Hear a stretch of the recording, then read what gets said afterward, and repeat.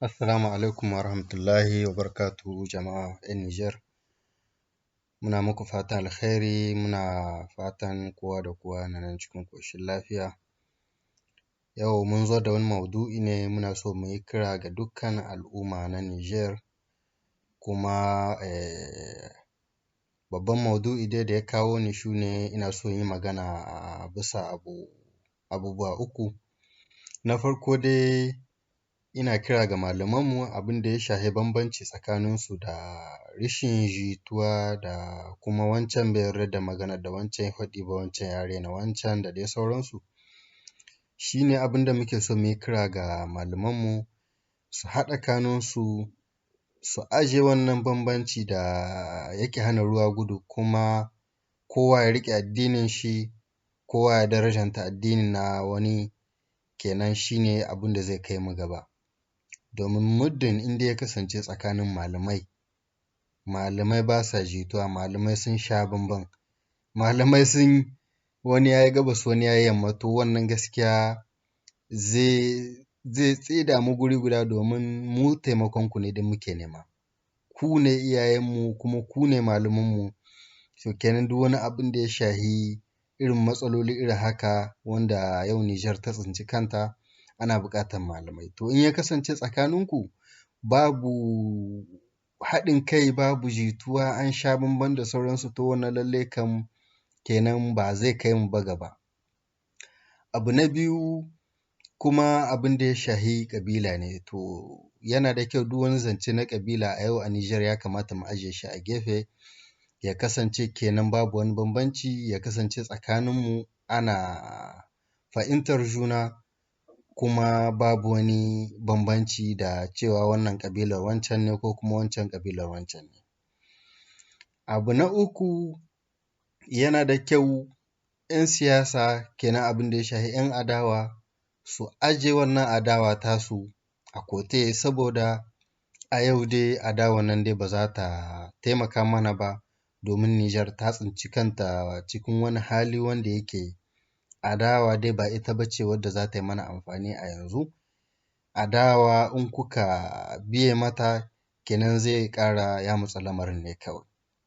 Kun ga dai abubuwan nan guda uku da na yi muku bayani a kansu, abin da ya shafi malamai, abin da ya shafi ƙabila da abin da ya shafi 'yan adawa, wannan abu guda uku yana da kyau al'ummar Nijar mu tashi tsaye bisa kansu, mu ga mun samo gyara cikinsu, an gyara ya kasance kenan duk wannan abu uku babu wani rauni cikinsu, babu wani abu wanda yake baya tafiya sosai, to wannan shi ne zai taimaka mana sosai mu kanmu wanda muke nan muna gwagwarmaya muna fama mutane su fahimta da abubuwa, da kuma su waɗanda suke gida suna gwagwarmaya suna fama su ga an samu zaman lafiya cikin ƙasa ko kuma an ƙwato 'yanci na mutane da abubuwa dai ga su dai da suke faruwa cikin ƙasa, wanda mutane suna nan suna ta fafutukar suna fama su ga yadda za a yi a samu kan lamarin. To muddin wannan abu uku da na yi muku bayani a kansu in dai ba mu gyara ba jama'a, lallai kam cimma gurinmu zai wuya, wallahi cimma gurinmu zai wuya al'umma. Saboda shi dai lamari ne ga shi wanda ya kasance yana buƙatar haɗin kai, lamari ne wanda yana buƙatar a kasance ɗaya. To amma in ya kasance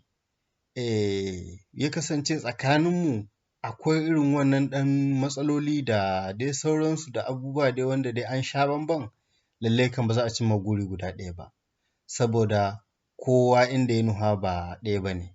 Mu kuma yana da kyau a ce yau direction namu alƙibla ɗaya ne wanda za mu duba, to kenan wannan shi ne zai taimaka mana. Amma in har ya kasance muddin tsakanin malamai da tsakanin ƙabila da tsakanin 'yan adawa ba a jituwa ko kuma an sha bamban, wannan lallai kam zai hana ruwa gudu. Domin kamar yadda na yi muku bayani dai, shi lamari na Nijar ya zama lamari wanda yake kamo nan ni in kama can, kamo can ni in kamo nan. To amma in ya kasance tsakaninmu ba ma jituwa ko kuma akwai abin da baya tafiya, to kenan in ka kamo can ni kuma inda zan kamo ba inda ya kamata ba ne, ko kuma in na kamo can kai kuma inda za ka kamo ba inda ya kamata ba ne, mun sha bamban. To saboda haka ne abin da yake da muhimmanci a gare mu, matuƙar muhimmanci a gare mu, wallahi jama'a mutanen Nijar yana da kyau mu aje duk abin da ya shahi bambancin nan tsakaninmu, bambanci tsakanin malamai, rashin jituwan nan, rashin girmama junansu tsakaninsu, ko kuma wancan ya rena abin da wancan ya faɗi da dai sauransu. Wannan lallai kam sai mun aje shi guri guda, kowa ya riƙe addinin shi, kuma kowa ya darajanta addini na wancan, ko da kai ba ɗan izala ba ne ka ba shi darajar shi, ko da kai ba ɗan tijaniya ba ne shi ka ba shi wancan darajar shi. Addini dai guda ɗaya ne, kuma Allah ɗaya ne dai muke bautawa. To kenan saboda haka mafita, babbar mafita a gare mu shine mu fahimci junarmu. Ku fahimci junarku malamai, ku yi ma wani shiri na musamman ko kuma ku yi taro na musamman domin ku ga kun fahimci junarku, kuma wannan zai taimaka mana mu da kanmu wanda muke nan muna faman nan, domin ku ne tushen abin. Domin yau dai in ka lura duk matsaloli irin haka, na farko dai ga malamai ne za a koma. Ga malamai ne za a koma domin a samo bakin zaren, a samo wata mafita. To amma ya kasance malamai tsakaninsu ba sa jituwa, ko kuma sun sha bamban, ko kuma alƙiblar da suka nufa ba ɗaya ba ce, to kenan ka ga lamari ba zai tafi ba haka. Ba zai tafi ba haka wallahi. To na farko dai in Allah ya sa kun gyara wannan abu, wallahi ba wai tsakaninku ba, mu da kanmu kun taimake mu sosai, domin abin zai zo cikin sauƙi. Kuma abin da ya shahi ƙabila in mun yi ƙoƙari mun gyara shi tsakaninmu, ya kasance wannan abu babu shi, wannan zai taimaka ƙwarai da gaske. Da abin da ya shahi adawa, kun ga 'yan adawa yana da kyau a yau a ce wannan adawa kun ajiye ta a gefe, domin kun ga dai ƙasa halin da ta shiga, hali ne wanda yake adawa ba za ta yi mana amfani ba. Adawa za ta ƙara yamutsa abin ne, kawai abin zai kasance zai shiga cikin wahala, abin zai yi wahalar gyaruwa ma, zai yi wahala a samu wani bakin zare, ko kuma a samu wata mafita. To kenan saboda haka ne wannan abubuwa uku yana da kyau jama'a mutanen Nijar mu duba, mu ƙara duba, mu san yaya za mu yi tsakaninmu, mu gyara domin mu cimma wata manufar. In dai tsakaninmu ba mu gyara ba, to wannan manufa da muke so mu cimma, ko kuma wannan guri da yake gabanmu na a samo ƙasa ta kasance cikin zaman lahiya, wannan lallai kam zai wuya.